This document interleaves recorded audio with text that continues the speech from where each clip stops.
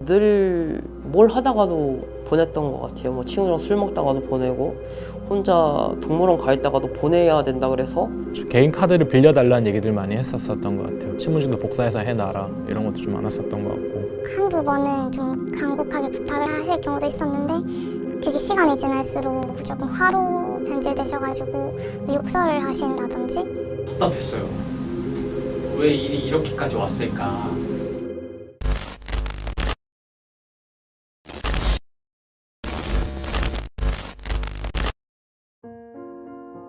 부모가 자식에게 줄 수 있는 건 무엇이 있을까요? 사랑, 신뢰, 지지. 그러나 때로는 서로가 원치 않는 것이 오가기도 합니다. 빚입니다.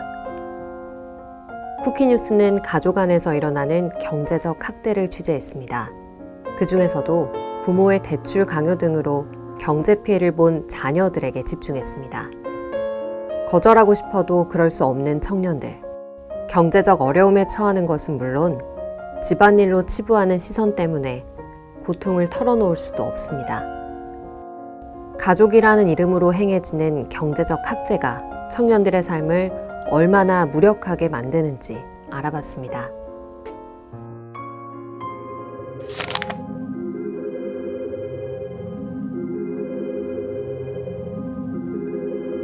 어머니의 사업 자금을 좀 필요로 해서 이제 빚이 생기게 되었습니다. 그 어머니 같은 경우에는 이제 여행사 사업을 하셨는데 코로나가 터진 이후에 이제 좀 티켓을 구매했던 고객들이 이제 환불 대란이 일어났고 이제 결국엔 어머니께서 좀 막대한 빚이 생겼습니다. 그래서 제가 그 어머니의 빚을 같이 감당해 나가려고 대출을 받아서 제 어머니한테 1차적으로 돈을 좀 지원을 했었고요. 사업을 진행하시는데 사업 자금이 모자라셔가지고 주변 지인들에게 계속 빌리셨는데 이제 그게 한계가 있고 더 이상 빌려주지 않으시는 분들이 계셔가지고 저희에게 부탁했었습니다. 대학생 시절에 이제 학자금 생활비 대출이 있다는 걸 부모님께서 아셔서 그 학자금 생활비 대출을 매년 150만 원씩 받는 걸로 시작하게 되었습니다. 편부 가정이어서 아버지만 계셨는데 아버지가 일을 안 하시는 지 그때 한 3개월 좀 넘어가고 있었을 거예요. 그래서 처음 그때 들었던 거.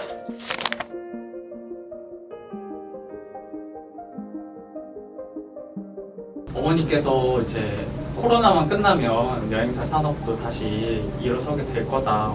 그때까지만 좀 참아달라. 갚아줄게 라고 말씀을 하시면서 그냥 가족끼리는 원래 그러는 거야. 남들도 다 그러고 살아. 가족이 도와주지 누가 도와주냐. 다음에 갑자기 자살 언급을 하면서 이제 자살해야 되니까 돈이 없어서 이렇고 뭐가 없고 요지는 돈이 없어서 더 이상 살기 싫다 이런 말인데 돈 달라는 말씀이구나. 아버지가 가지고 있을 거냐. 근데 너희들이 가지고 있으면 어차피 막 쓸 것 같다. 그러니까 차라리 나한테 맡기고 용돈 조금씩 받지 않겠냐 이런 식으로 말해가지고.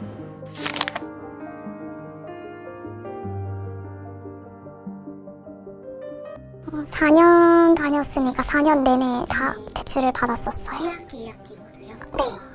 1, 2금융권 다 받아서 한 3천만 원 조금 넘게 받았었거든요. 1금융이 한 1,500만 원, 2금융이 한 1,700만 원 정도 됐던 것 같아요. 월급에서 보통 한 40에서 60만 원 정도 거의 매달 드렸기도 했고 회사 인센티브 같은 것도 생기면 한 90%는 부모님께 드렸었어요. 회사 다닌 기간까지 생각을 하면은 6천에서 7천만 원 정도 예상하고 있습니다. 1,800만 원 정도였어요. 그렇게 대출을 받고 나서도 이제 돈이 부족해서 제가 들어놨던 적금들로 담보대출까지 받게 되는 상황이 나왔었죠. 1년은 조금 버티고 2년은 버티고 하다 보니까 이제 그게 다 떨어졌을 때 결국엔 2022년도에 카드깡을 하기 시작했죠. 그때 이제 어머니께서 더 이상 생활비도 없고 돈이 나올 데가 없으니 카드를 좀 빌려달라. 그 빚이 거의 한 5천에서 6천 정도의 수준까지 이르렀고 17살 때부터 22살 때 첫 월급까지 전부 다요. 거의 매달 3만 원 정도, 최대 3만 원 정도 빼고를 다 들었던 거예요? 네, 근데 그나마도 양심에 찔리는 날은 빼지도 못했고요. 월급은 그때 당시에 제가 한 70만 원에서 100만 원 사이는 그래도 꾸준히 벌었거든요. 당시에는 저는 3일 이상 쉬어본 적도 없었고요. 나중에는 제가 드릴 수 없는 돈을 요구하고 저는 거기 다니고 그냥 첫 달부터 대출을 알아보러 다녔어요. 부모님이 그렇게 요구를 해서 그렇게 했고,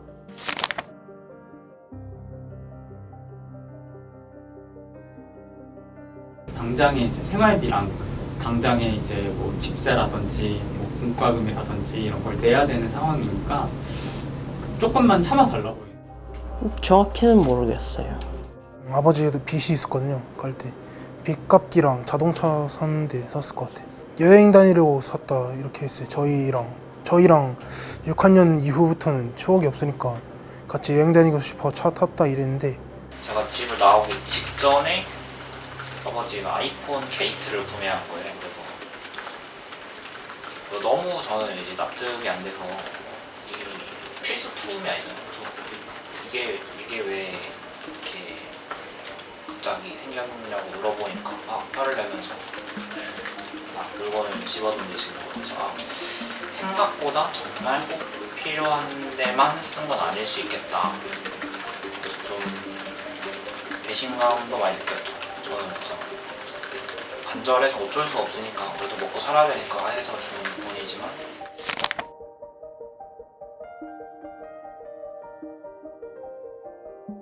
한 번은 또 어렵게 얘기를 꺼냈었는데 그 다음에 얘기하는 것들은 그냥 되게 그냥 쉽게 또 얘기를 하더라고요. 다시 돈이 좀 바닥나고 그 다음에는 이제 대부업체들로 가는 거죠. 그래서 그렇게 대출을 해드렸던 것 같고, 그 다음에 나중에는 이제 저도 신용불량자라고 하는 것들에 등록이 되잖아요. 그때부터는 이제 안 되니까 좀, 그리고 나서 한동안 사이가 되게 안 좋았었는데 연락도 안 하고, 그래서 저는 그냥 저 혼자 이렇게 대학생활을 하면서 돈을 모으고 저축하고 있었었는데 어느 날 연락이 와서 또 대출을 또 해달라고. 그래서 월급날 전날이나 월급날 아침만 되면은 이제 급하게 돈을 갚아야 한다. 근데 못 채우고 있다. 그래서 좀 도와주면 안 되냐. 뭐 언제까지 분할해서 갚겠다. 이렇게 연락을 주시거든요.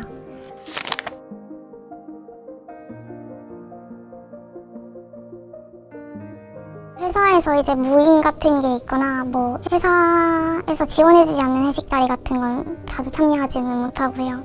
대학생 때도 이제 친구들끼리 어디 놀러 가는 데 있어서는 이제 부모님께 다 현금을 드렸으니까 못 놀러 가는 경우가 대다수였습니다.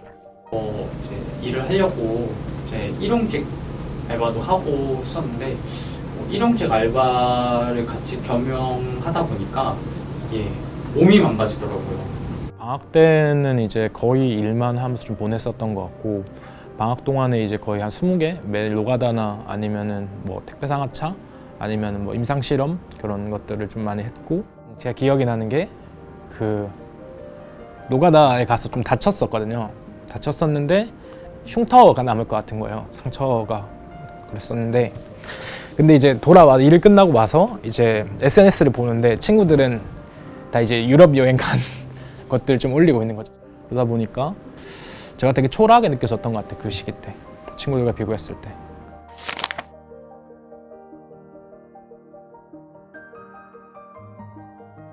그것 때문에 사실 약을 먹기 시작했어요. 사실 정말 힘들었어요. 막 매달 제가 버는 돈 150밖에 안 되는데 갚아야 될 돈 400만 원씩 불어나기 시작을 하는 거예요. 그러면서 어쩔 수 없다라는 생각도 하면서 한편으로는 그 상황을 어떻게 해결을 못하는 게 너무 답답했어요. 그래서 좀 편해지고 싶은 마음도 있었던 것 같아요. 그러면서 좀 약간 죽고 싶은 마음도 생겼었고, 근데 차마 죽진 못하겠더라고요. 그래서 정신과를 제 발로 찾아갔죠. 저는 기댈 곳이 부모님밖에 없는데 부모님이 자꾸 저한테 기대고 그런 식으로 하시니까 나는 정말 어디다가 기대야 하지? 이런 생각이 많이 들고 너무 힘들더라고요.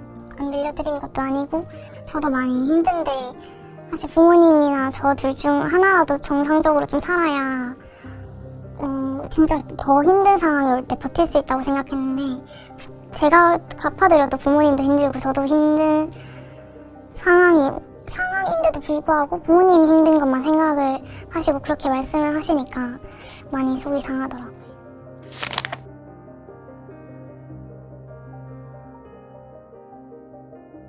괴롭혀요. 그거에 대해서 정신적으로. 너를 키우기 위해서 뭘 어떻게 했었었는데 그러면서 너는 뭐 그거에 대해서 부모에 대해서 신경 좀 쓰지도 않고 뭐 그런 얘기들과 내가 널 잘못 키웠네. 뭐 부모님이 어릴 때 어른들이 널 버리라고 했을 때 버렸어야 되는데 해서 자기 감정들을 되게 많이 쏟아내요. 매일매일 연락이 와가지고 괴롭혀서 빌려줬던 것 같은데 행복한 집은 대체적으로 행복한 이유가 비슷하지만 이제 불행한 집은 저마다의 이유가 있다 그러잖아요. 다 진짜 일들이 많거든요. 선택지가 없어요. 그래서 반강제적이라고 표현을 했던 것 같습니다. 선택지가 없었습니다. 저한테 뭔가 그때 당시에 돈이 필요한데 유일하게 할 수 있는 방법이 대출밖에 없었던 것 같아요. 그러면서 반강제적으로 어쩔 수 없이 하게 된 거죠. 보통 요청을 받았을 때 제가 할 수 있는 행동이 별로 없다고 생각을 했어요. 난 거절을 할 수는 없다고 느꼈거든요. 회피를 하거나 돈을 주거나 둘 중 하나가 선택이지 거절은 할 수 없다고 느꼈어요. 난 돈 안 줄래 라고 말하면 위험할 것 같아요. 거의 거절을 해본 적이 없는 것 같아요. 거절할 수가 없는 관계로 설정이 되어 있어서 이 선택지 자체가 없다고 항상 느꼈거든요. 부모님께서도 가족이 뭉쳐야지 다 같이 일어설 수 있는데 왜 너는 너 혼자 살 생각을 하느냐라고 말씀하신 적도 있어요.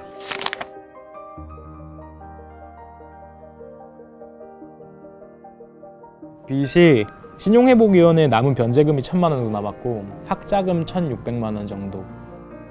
지금 이제 개인회생 번호가 나와서 지금 이제 더 이상 이제 은행이나 이제 카드사에서 저에게 이제 뭐 돈을 갚으라는 요구는 안 하세요. 근데 이제 다만 제가 이번 달부터 이제 개인회생이 시작이 되기 때문에 124만 원 제외하고서는 이제 돈을 모아놔야 되는 상황이에요.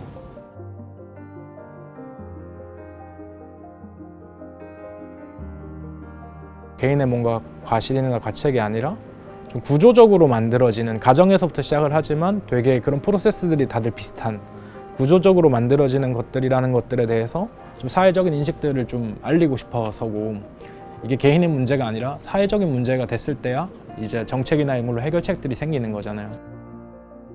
청년들이 부모님 빚까지 떠안고 가면은 생각보다 힘들어하는 부분이 많다는 거를 부모님께서도 아셨으면 좋겠고 사회 모임에 나가지 못한다거나 친구들 사이에서 조금 거리낄 수 있는 관계가 만들어진다든지 금전적으로 많이 힘든 경우가 많다는 것만 부모님들도 그렇고 사회에서도 좀 알아주셨으면 좋겠어요.